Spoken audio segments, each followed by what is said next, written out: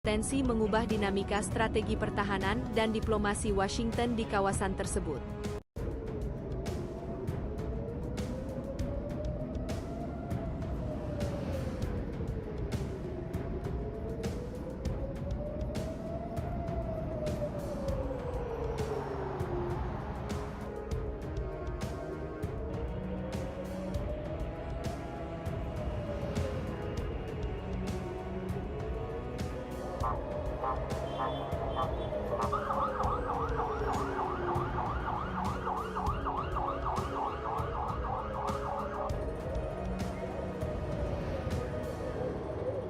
Iran gempur kantor Netanyahu dengan rudal hipersonik Heibar, Israel bantah.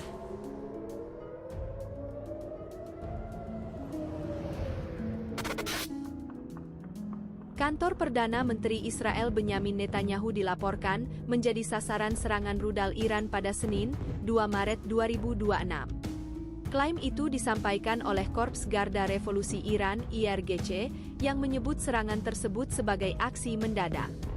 Kantor Perdana Menteri Kriminal Israel, Netanyahu, dan lokasi Komandan Angkatan Udara rezim itu dihantam dalam serangan terarah dan mendadak menggunakan rudal balistik Heibar Shekan pada gelombang ke-10, tulis pernyataan IRGC. Kelompok itu juga menyebut nasib Netanyahu tidak jelas setelah serangan tersebut. Namun hingga kini, Israel belum mengonfirmasi klaim tersebut. Pengumuman tersebut muncul di tengah konflik Iran-Israel yang semakin meluas setelah operasi gabungan AS-Israel menewaskan pemimpin tertinggi Iran, Ali Khamenei, pada Sabtu, 28 Februari 2026. Sebagai respons, Teheran dan milisi-milisi sekutunya meluncurkan rudal serta drone ke kota-kota di Israel dan pangkalan AS di kawasan Teluk. Menanggapi klaim IRGC, pihak kantor Benyamin Netanyahu menegaskan bahwa tidak ada serangan rudal yang menghantam lokasi tersebut. Kantor Netanyahu disebut masih utuh tanpa adanya laporan mengenai dampak serangan rudal. Mereka bahkan menyebut klaim IRGC sebagai berita bohong, demikian laporan dari Times of Israel, Senin, 2 Maret 2026. Di tengah eskalasi, Kepala Badan Energi Atom Internasional (IAEA), Rafael Grossi menyebut situasi di sekitar fasilitas nuklir Iran sangat mengkhawatirkan. Ia memperingatkan bahwa kemungkinan pelepasan radiologis dapat menimbulkan konsekuensi serius, termasuk kebutuhan untuk mengevakuasi wilayah seluas atau lebih besar dari kota-kota besar.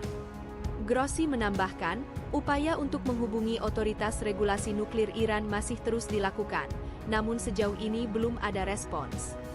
Sementara itu, Duta Besar Iran untuk IAEA, Reza Najafi, menegaskan kembali bahwa pasukan AS dan Israel menyerang lokasi nuklir Iran sehari sebelumnya, dan menyebut fasilitas Natanz termasuk yang dihantam. Israel belum mengonfirmasi serangan terhadap Natanz maupun kantor Netanyahu. Hizbullah ikut terlibat konflik juga meluas ke Lebanon. Israel dan Hizbullah saling melancarkan serangan setelah gencatan senjata rapuh selama setahun runtuh.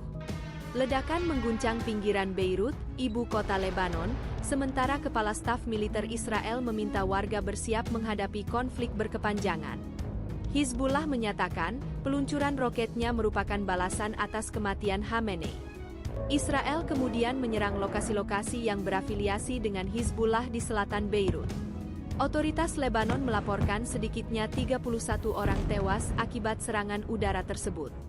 Konflik kini memasuki hari ketiga dengan korban terus bertambah di berbagai wilayah. Amerika Serikat dan Israel telah melancarkan ribuan serangan udara di seluruh Iran, termasuk Teheran. Iran membalas dengan menembakkan drone dan rudal ke Israel serta sekutu AS di Teluk Persia. Di Kuwait, 3 tentara AS dilaporkan tewas, sementara 9 orang meninggal di Israel bagian tengah. Media pemerintah Iran melaporkan sedikitnya 115 orang tewas, banyak di antaranya anak-anak, di sebuah sekolah dasar perempuan dekat pangkalan Angkatan Laut di Iran Selatan. Di Lebanon, sedikitnya 31 orang dilaporkan tewas akibat serangan udara Israel. Serangan Israel Militer Israel menyatakan, pihaknya menyerang peluncur rudal Iran, sistem pertahanan udara, markas pemerintah, serta pusat komando. Sementara itu, pasukan AS menargetkan fasilitas rudal balistik Iran, menghancurkan markas besar IRGC, dan menenggelamkan setidaknya 1 kapal perang Iran. Di dalam negeri Iran, rencana suksesi tengah berjalan dengan komite sementara menjalankan pemerintahan hingga pemimpin tertinggi baru dipilih oleh majelis ahli. Di sisi lain, pelayaran melalui Selat Hormuz dan Laut Merah terganggu, memengaruhi pasokan minyak global. Iran klaim tewaskan 560 tentara AS, pangkalan militer di Teluk dilaporkan lumpuh total. Eskalasi konflik di Timur Tengah mencapai titik didih baru setelah pihak militer Iran merilis pernyataan mengejutkan terkait hasil operasi serangan balasan mereka terhadap aset-aset Amerika Serikat. Dalam pengumuman resminya, Iran mengonfirmasi bahwa serangan tersebut telah menewaskan sedikitnya 560 tentara AS yang ditempatkan di kawasan Teluk. Pihak Iran mengklaim bahwa kekuatan serangan mereka berhasil melumpuhkan infrastruktur militer utama Amerika Serikat di negara-negara tetangga. Pangkalan militer AS di Kuwait telah sepenuhnya dinonaktifkan, bunyi pernyataan resmi tersebut, yang juga menambahkan bahwa instalasi militer di Bahrain menjadi sasaran empuk serangan drone yang menyebabkan kerusakan struktural serius. Tidak hanya menyasar pangkalan darat, Iran juga mengklaim telah berhasil menembus pertahanan laut Amerika Serikat. Mereka menyatakan bahwa kapal induk USS Abraham Lincoln terkena hantaman langsung dari 4 rudal balistik. Laporan ini memicu spekulasi luas mengenai efektivitas sistem pertahanan udara Aegis milik AS dalam menghadapi serangan massal Iran. Pernyataan ini muncul di tengah perubahan mendadak perilaku diplomatik Presiden Donald Trump yang dinilai mulai meredam retorika perangnya. Sejumlah pengamat mencatat bahwa pergeseran sikap ini, ditambah dengan langkah pengamanan ketat yang membawa Presiden ke pangkalan militer yang aman, kemungkinan besar dipicu oleh skala kerugian yang dilaporkan tersebut. Meskipun klaim jumlah korban jiwa dan kerusakan kapal induk ini belum diverifikasi secara independen oleh pihak ketiga atau Pentagon, narasi ini telah menciptakan tekanan psikologis yang besar di kancah internasional. Teheran menegaskan bahwa serangan ini merupakan bukti bahwa kemampuan militer mereka telah melampaui seluruh estimasi intelijen Barat selama ini. Pemerintah Amerika Serikat sendiri belum mengeluarkan rincian resmi terkait jumlah korban yang disebutkan oleh Iran.